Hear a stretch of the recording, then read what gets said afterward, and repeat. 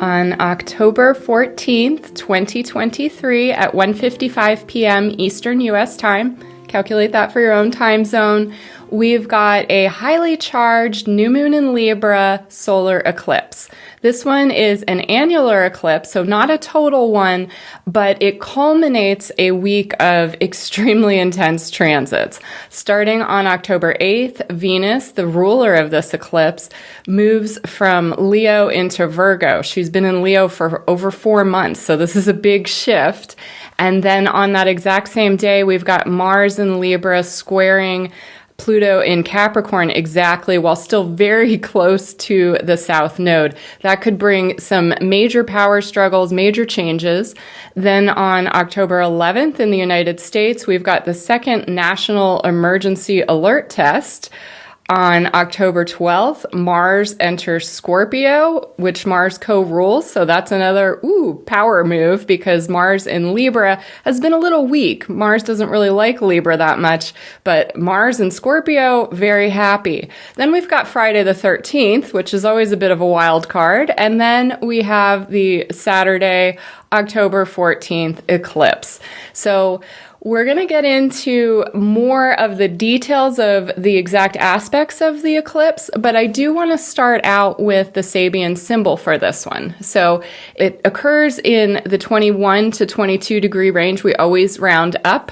So Libra 22, the Sabian symbol is a child giving birds a drink at a fountain.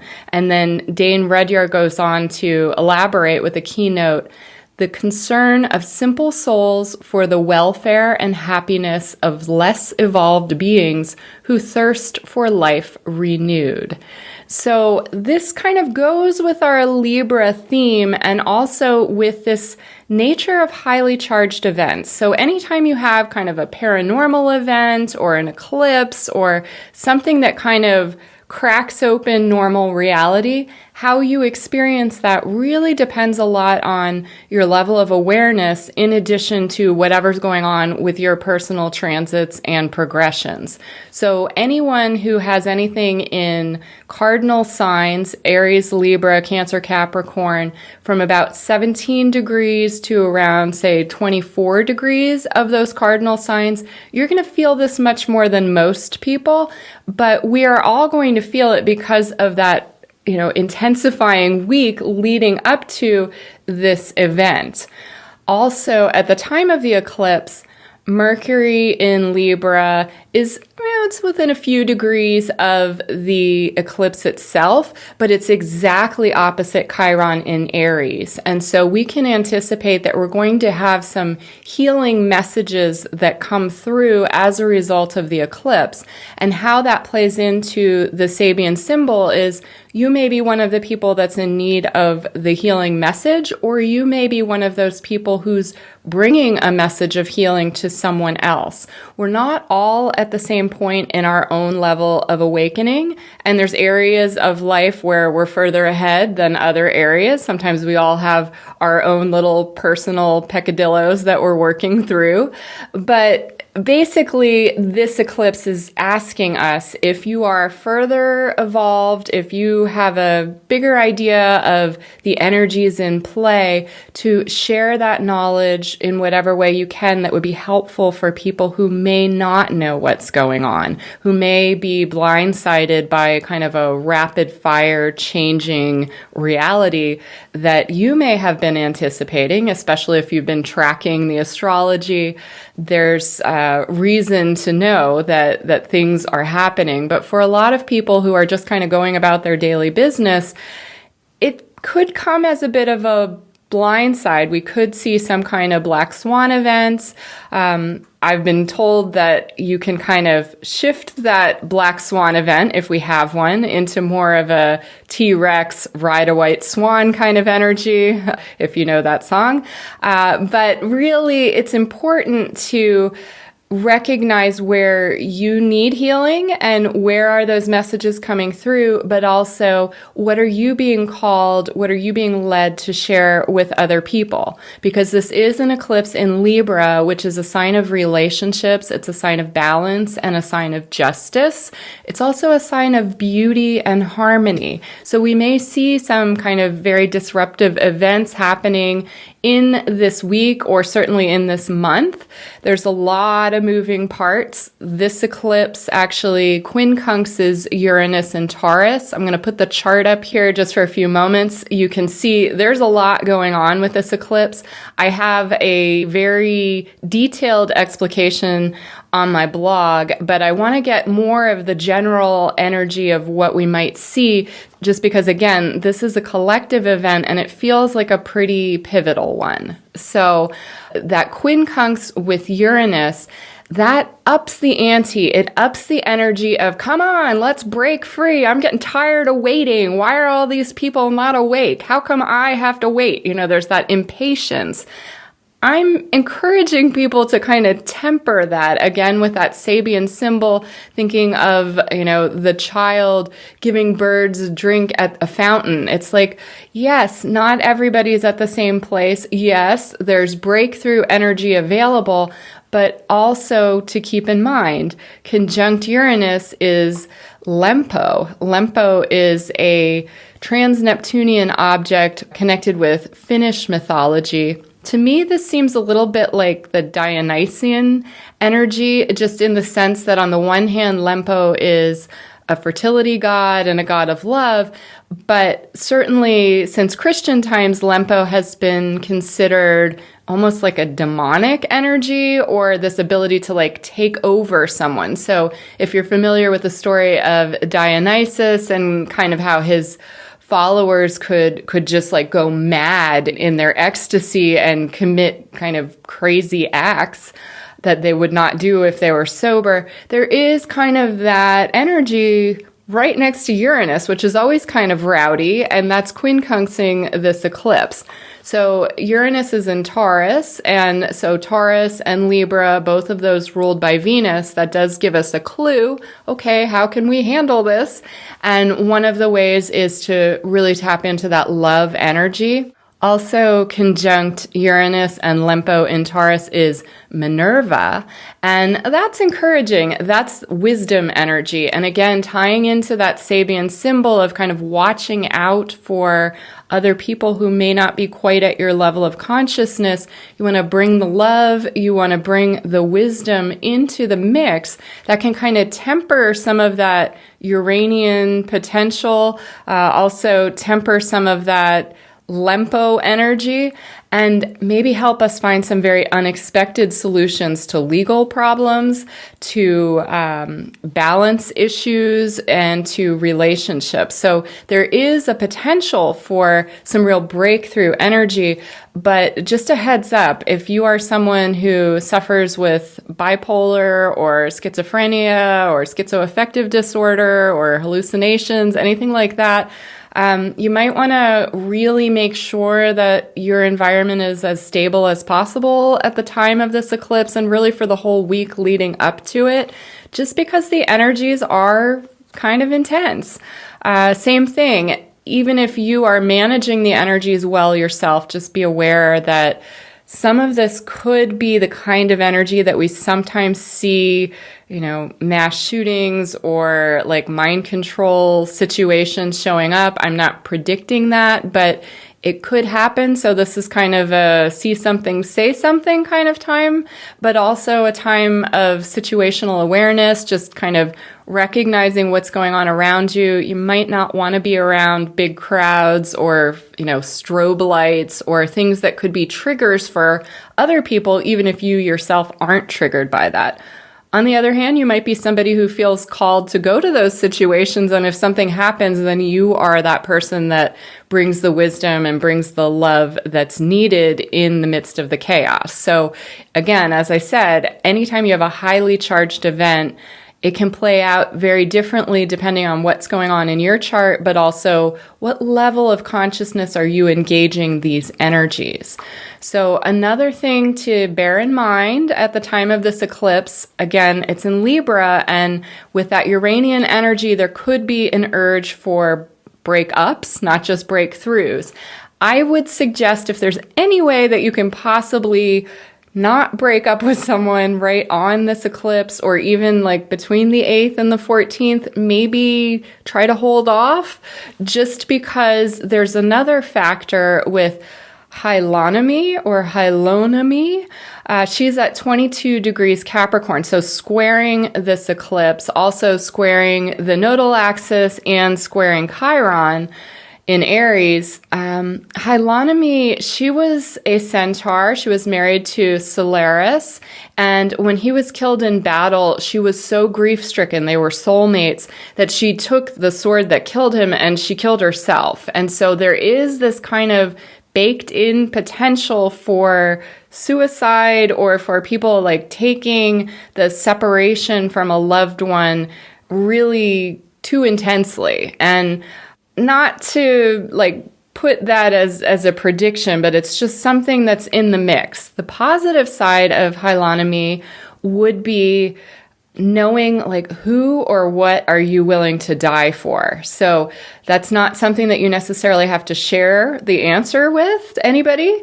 But when we know that answer, when we know inside ourselves, what do we value? Who do we value so much? Who do we love so much that we feel that strongly that like we would go to battle, we would die for that person or for that thing? It's like give me liberty or give me death kind of energy as well, but coming again from that strong place of love.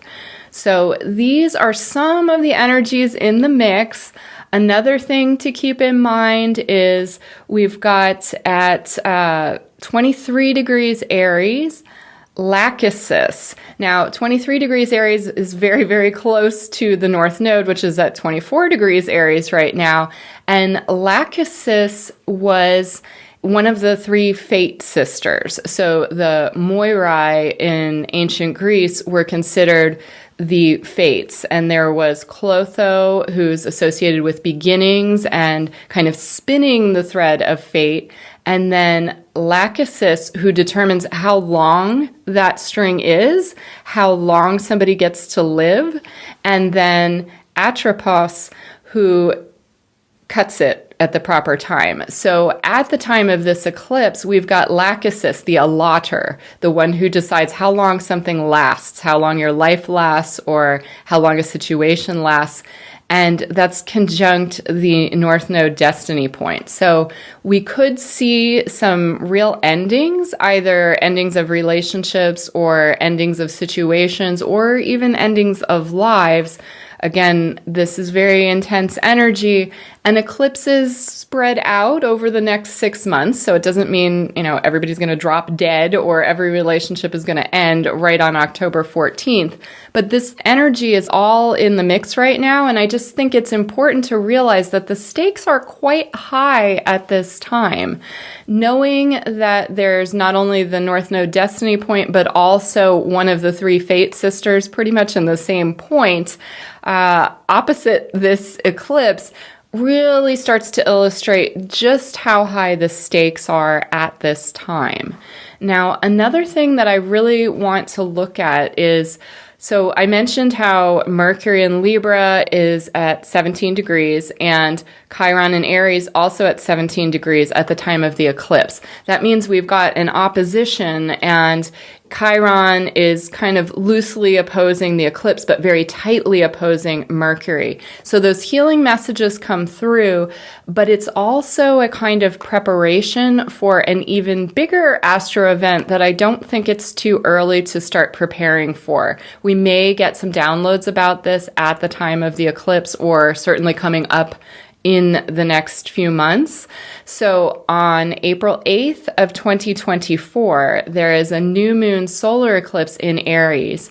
And that one is exactly, literally to the minute, exactly conjunct Chiron in Aries at that time. So the exact conjunction happens at 19 degrees 24 minutes in Aries, and that's Sun, Moon, and Chiron all at the same time at that point. The actual eclipse happens 19 degrees 23 minutes in Aries, but it's still there. The Sun and Moon are still conjunct once it bumps up to the 1924, and that's right where Chiron is. So we're getting messages about healing during the October 14th eclipse, but we may not actually have that healing fully manifest until April. It may be the level of healing that is required actually takes 6 months in order to process. So really pay attention to those messages that come through. And also just know that that April 8th eclipse occurs very close to the U.S. natal Chiron, which is at 20 degrees Aries. And for me personally, it's like right on my natal Chiron and right opposite my Uranus. So I'm kind of like, ooh, I'm already preparing for it. Again, if you've got anything in the 17 to 24 degree range of any of the cardinal signs, you're going to feel both of these eclipses much more than most people would.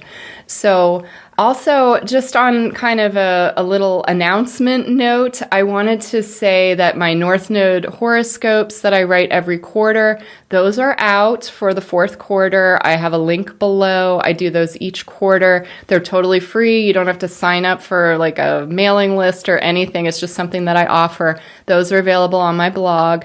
And there's a link to figure out your North Node if you don't know where it is. Also, I just wanted to say a real thank you to all of my subscribers. On Equinox, this channel hit 1,000 subscribers kind of unexpectedly. And so thank you. You may have noticed that there are some ads happening. I tried to just have it be the kind that you can skip over.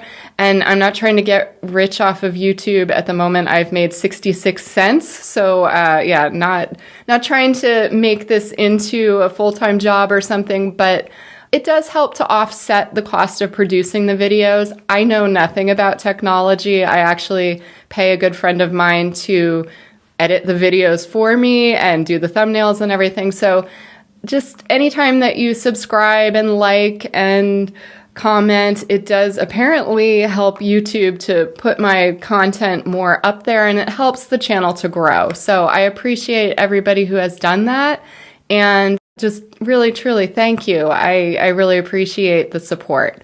One other quick announcement, because some people have asked me this privately, so I figure if people are taking the time to email me or ask me in a session, then maybe other people are wondering.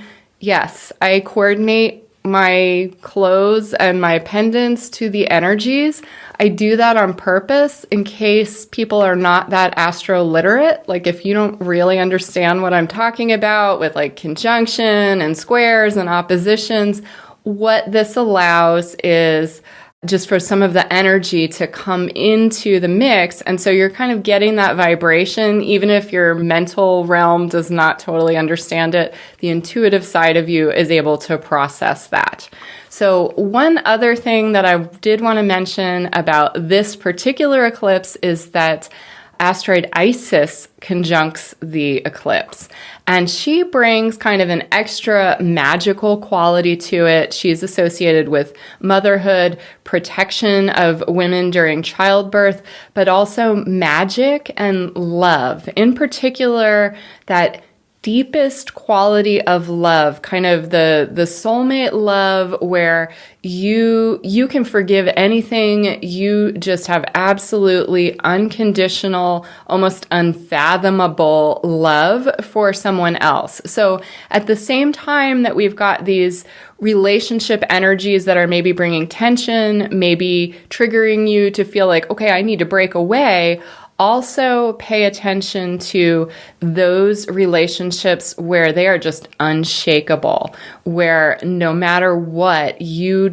know that you are connected with this person or with these people in a very powerful, transformative way.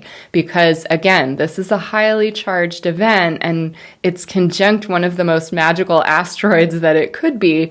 So we've got potential to have really incredible leaps and bounds that are able to happen through the transmutational, through that alchemical power of love.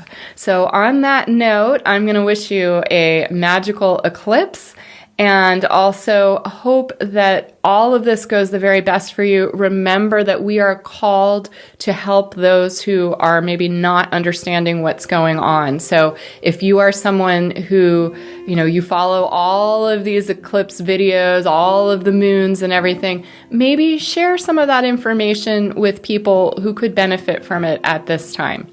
All right. You guys take care, and thank you again for really supporting this channel and helping it to grow. Bye.